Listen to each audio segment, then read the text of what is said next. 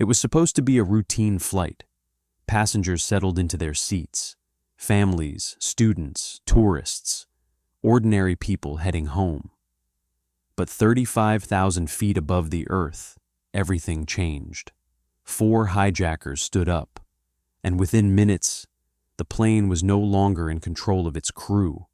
It was in the hands of terrorists. What followed would become one of the most shocking hostage crises in modern history, and it would end with a mission so daring, so precise, it would later be called impossible. On June 27, 1976, Air France Flight 139 took off from Tel Aviv, Israel, bound for Paris. But shortly after takeoff, the flight was hijacked by members of 2 militant groups. Their demand was clear: release imprisoned militants, or the passengers would die. The plane was diverted across the continent, flying further and further from home until it landed in a place few expected: Uganda. The aircraft landed at Entebbe Airport, deep inside Uganda, and waiting for them was more than just terrorists. Uganda's dictator at the time, Idi Amin, welcomed the hijackers. The hostages were moved from the plane into an abandoned terminal building, and suddenly, over 100 innocent people were trapped in enemy territory, thousands of miles from home, completely isolated, completely surrounded, and running out of time. The hijackers issued their ultimatum: release over 50 prisoners held in multiple countries, or the hostages would be executed. They set a deadline, and to prove they were serious, they separated the hostages by nationality, freeing non-Israelis while holding Jewish and Israeli passengers behind. Fear spread fast. Every hour that passed increased the chance of mass execution. Back in Israel, the government faced an impossible situation: negotiate or act. Negotiation meant giving in to terrorism, but military action? That seemed impossible. The hostages were 2,500 miles away, inside a hostile country, protected by armed guards, inside a controlled airport, surrounded by enemy forces. There was no clear way in, no safe extraction point, and no guarantee of survival. Still, Israel refused to accept surrender. A rescue plan had to be built, fast. Elite commandos from a secret unit were selected. Their mission: travel undetected, enter enemy territory, locate the hostages, and extract them under fire. The operation required total precision. Any mistake would mean massacre. The plan depended on deception, speed, and surprise. They would fly in at night, strike before the enemy fully understood what was happening, and get out before reinforcements could respond. But there was one major problem. No one had ever attempted a mission like this before. Not this far. Not this deep into hostile territory. Not against odds like these. As days passed, tension inside the terminal grew. Hostages waited in fear, unsure if they would live or die. Outside, militants guarded them closely, and thousands of miles away, engines were being prepared, maps studied, weapons loaded, and a plan was forming that most commanders thought would fail. But Israel had made its decision.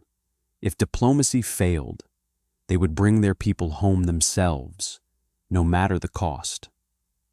Night fell over the Middle East. Inside military briefing rooms, final preparations were underway. Inside Entebbe, guards tightened security around the hostages, and somewhere in between, a silent fleet of aircraft began to move, flying into the dark, toward a mission no one was supposed to survive, a mission that would either end in total success or disaster on foreign soil. And in the darkness ahead waited Entebbe. Under the cover of darkness, Israeli aircraft lifted off. No lights, no public announcement, no hesitation. Inside were elite commandos, intelligence officers, and transport crews, locked into silence, knowing exactly what was at stake.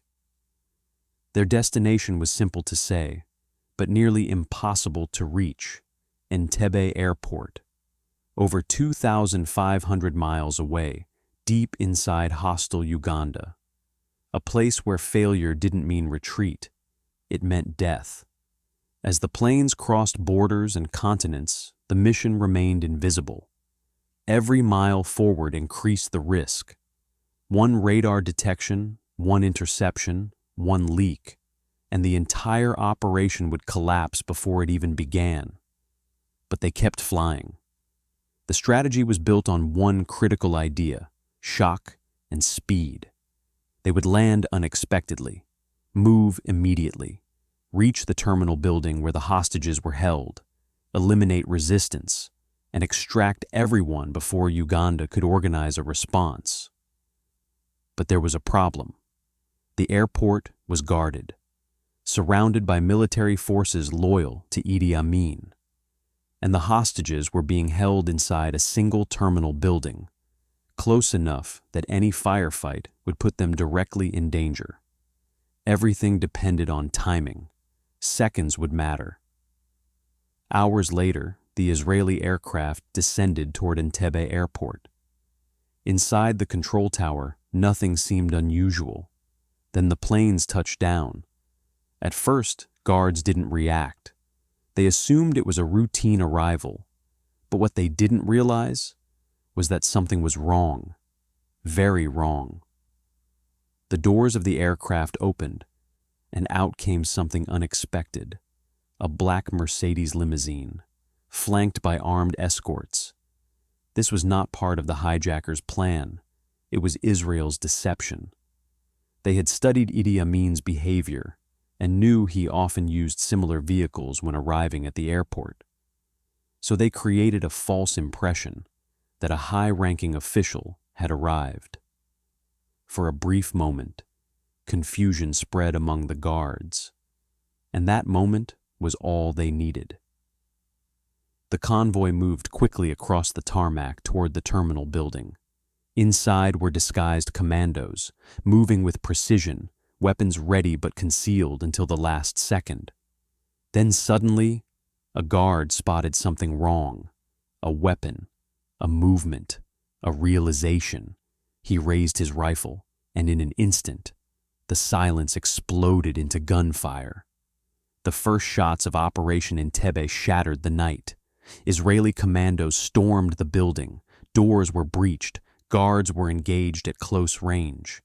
Inside, hostages heard the chaos and dropped to the floor, terrified, unsure if the bullets meant rescue or execution. Smoke filled the corridors. Commands were shouted in the dark. Every room had to be cleared. Every second mattered. Outside, the aircraft engines continued to run, ready for immediate evacuation. The goal wasn't just to fight in, it was to fight out. Inside the terminal, hostages were frozen in place. For days, they had lived under threat of death. Now, suddenly, gunfire erupted around them. Some thought it was the end. Others thought it was another massacre. Then they heard something different. A new voice. Not Arabic commands. Not threats. But Hebrew and coordinated military orders. Confusion turned into hope. Could it be rescue? The commandos pushed deeper into the building. Resistance was fierce in some areas, but disorganized. The element of surprise had worked. Within minutes, key defensive positions were neutralized. But the clock was ticking. Ugandan forces were beginning to mobilize. Vehicles were starting to move. Searchlights swept across the airfield. If the Israelis stayed too long, they would be trapped. The order was given: get the hostages out, now. Commandos began guiding civilians toward the aircraft waiting on the runway. Panic mixed with relief as people ran through smoke-filled corridors into the night air. But the mission wasn't over, not yet. The final threat was still outside. Enemy forces were closing in, and the runway was no longer safe. As the last hostages boarded the aircraft, engines roared to full power. Bullets struck the runway near the planes. Tracers cut through the dark sky. But the aircraft didn't wait. They lifted off into the night, one by one, carrying survivors away from Entebbe, away from the chaos, away from certain death. Within minutes of landing, the Israeli forces were gone. The entire operation had lasted less than an hour on the ground. Hundreds of miles traveled. A hostile nation breached. A hostage crisis broken open by force. And lives saved in what many military analysts still call one of the most precise rescue operations ever conducted. Operation Entebbe would go down in history as proof that even in the most impossible situations, speed, planning, and determination can change everything. What began as a hijacking in the sky ended as a midnight raid in the heart of enemy territory, and a mission the world would never forget.